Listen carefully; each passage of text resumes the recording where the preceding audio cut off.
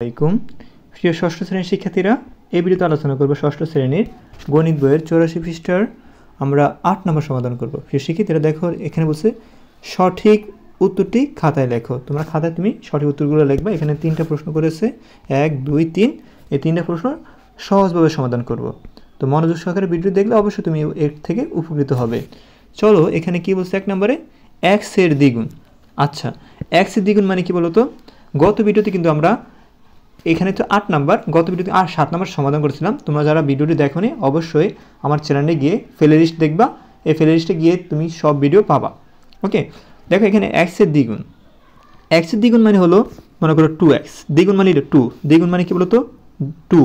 3 গুণ বললে মানে 3, 4 গুণ বললে 4, ওকে, 5 গুণ বললে 5 বা 5, ঠিক আছে, বা 5 যেটা বলো তুমি।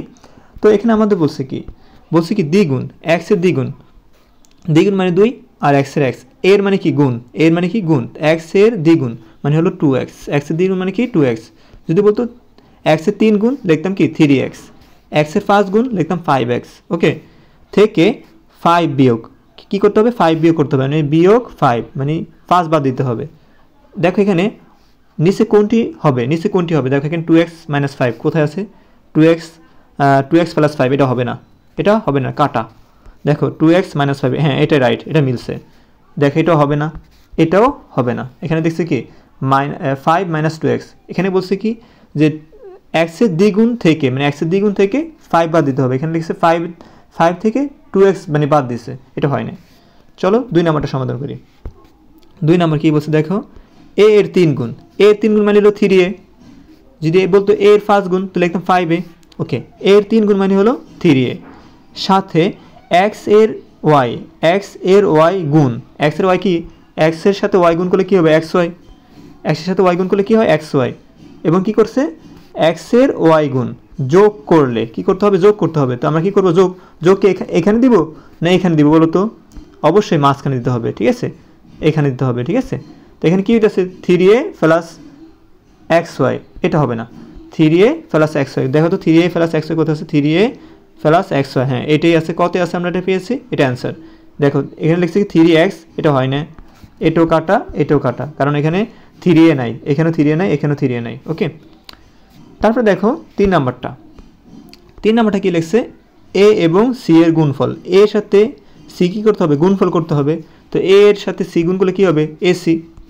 এর সাথে c গুণ করলে কি ac হয়, থেকে b এবং x এর গুণফল। তো b এর সাথে x গুণ করলে কি হবে? b এর সাথে x গুণ করলে কি হয়? bx। b এর সাথে x গুণ করলে কি হয়? bx। বিয়োগ করলে নিচে কোনটি হবে? বিয়োগ কোথায় করতে হয়? মাঝখানে দিতে হবে। মানে আমরা ac থেকে bx কি করব? বিয়োগ করব। তো এই মানটা কোথায় আছে দেখি আমরা, ac বিয়োগ bx। দেখো এখানে ac লিখছে প্লাস bx লিখছে, তো এখানে বলছে বিয়োগ, আর লিখছে প্লাস মানে যোগ লিখছে, এটা হবে না। এখানে লিখছে bc + ax, এখানে এসে ac তো এখানে লেখেই না, তো এটা কাটা। এখানে ac লিখছে, মিলছে। এখানে মাইনাসে মাইনাস লিখছে, bx লিখছে, এটা রাইট। তাহলে দেখো এখানে bx লিখছে, হ্যাঁ bx মিলছে। এখানে ac লিখছে, কিন্তু এখানে বলছে যে ac গুণফল থেকে bx বাদ দিতে হবে। এখানে লিখছে bx থেকে ac বাদ দিতে হবে, এটা তো হবে না। ওকে, তো এখানে গ নাম্বারটাই কি রাইট। আশা করি তোমরা বুঝতে পেরেছো। প্রিয় শিক্ষার্থীরা, যারা এখনও চ্যানেলটি সাবস্ক্রাইব করোনি অবশ্যই চ্যানেলটি সাবস্ক্রাইব করে সাথে থাকবা। আর যারা চ্যানেলটি সাবস্ক্রাইব করেছো তাদেরকে অসংখ্য প্রাণ ঢালা অভিনন্দন। এবং প্রিয় শিক্ষার্থীরা, তুমি কোন অধ্যায়ের ভিডিও চাচ্ছ কমেন্টে জানাও, তা আমি ওই অধ্যায়ের উপরে তোমাদের ভিডিও বানাবো। আমাদের তো 4x কমপ্লিট।